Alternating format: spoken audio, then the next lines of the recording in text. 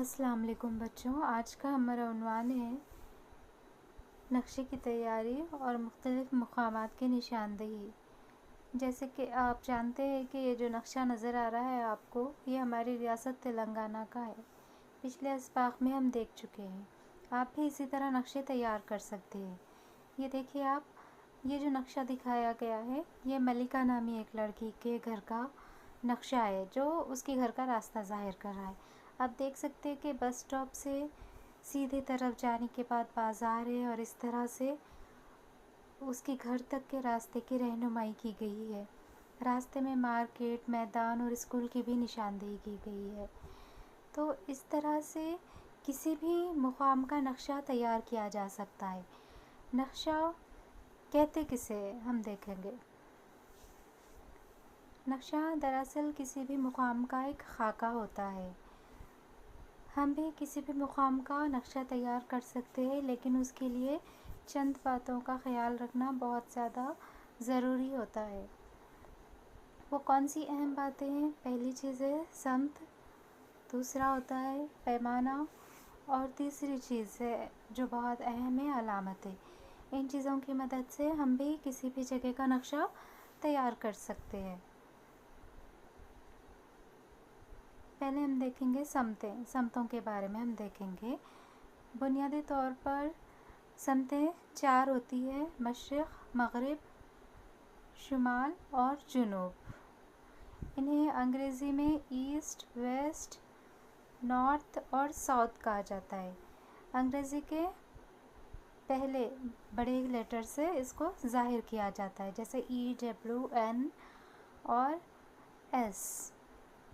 آپ سوچئے کہ آپ کہیں ایسی جگہ چلے گئے جہاں آپ کو سمتوں کا تعین نہیں ہے، پتہ نہیں کہ قبلہ کس طرف ہے، تو اس وقت ہم کیا کریں گے؟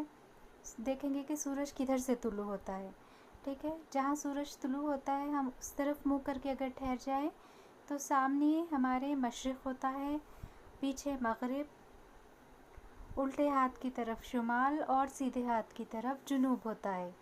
تو سورج کے طلوع آفت ہونے کی جگہ سے ہم سمتوں کو معلوم کر سکتے۔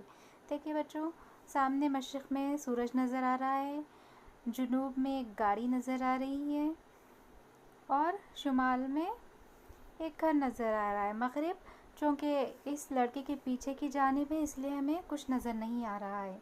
اس طرح سے سمتوں کا تعین ہم کر سکتے ہیں۔ اس کے بعد ہم دیکھیں گے پیمانہ، یعنی کہ اسکیلنگ۔ پیمانے کا مطلب کیا ہوتا ہے کہ حقیقی فاصلے کو نقشے میں کم کر کے ظاہر کیا جاتا ہے، اسی کو پیمانہ کہتے ہیں۔ کیونکہ کسی بھی مقام کا حقیقی فاصلہ ہم نہیں ظاہر کر سکتے نقشے میں۔ یہاں دیکھیے ایک ندی ہے، اس پر پل ہے، پل پر اسٹریٹ لیمپ ہے، ٹھیک ہے؟ دیکھیے آپ 6 اسٹریٹ لیمپس یہاں پر لگائے ہوئے ہیں۔ ہر اسٹریٹ لیمپ کے درمیان مساوی فاصلہ ہے۔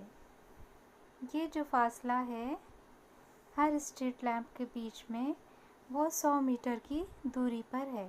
یہاں آپ دیکھ سکتے ہیں۔ تو جملہ برج کی جو لمبائی ہے وہ 500 میٹر ہے۔ ہم اس کو نقشے میں اس طرح سے ظاہر کر سکتے ہیں۔ دیکھیے ہم 100 کو بدل کر 5 سینٹی میٹر لیے، 100 میٹر کو 5 سینٹی میٹر یہاں پر ظاہر کر رہے ہیں پیمانے میں، کیونکہ اتنا بڑا ہم نہیں ظاہر کر سکتے۔ اور یہ 5 میٹر جو ہے ہر ایک کے درمیان مساوی لمبائی ہے، مساوی فاصلہ ہے، دیکھ سکتے ہیں آپ، جیسے وہاں پر تھا۔ تو اس طرح سے یہ جو تصویر آپ کو نظر آ رہی ہے، یہ جو نقشہ نظر آ رہا ہے وہ اصلی برج کا، اصلی پل کا نقشہ ہے۔ اس طرح سے اسکیلنگ کی جاتی ہے۔ تیسری ہے علامتیں۔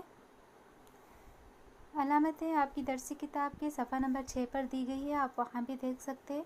یہاں دیکھیے آپ کہ پکی سڑک کے لیے ایک مخصوص علامت کو ظاہر کیا گیا ہے۔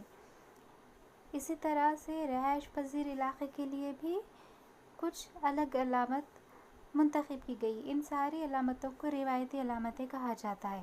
ہم کسی بھی نقشے میں اس کے استعمال سے نقشے کو آسانی سے سمجھ بھی سکتے ہیں، اور جب ہم خود نقشہ بنا رہے ہیں تو آسانی سے نقشہ بنا سکتے ہیں تاکہ دوسرے بھی اسے آسانی سے سمجھ سکے۔ اسی لیے علامتیں ضروری ہوتی ہے۔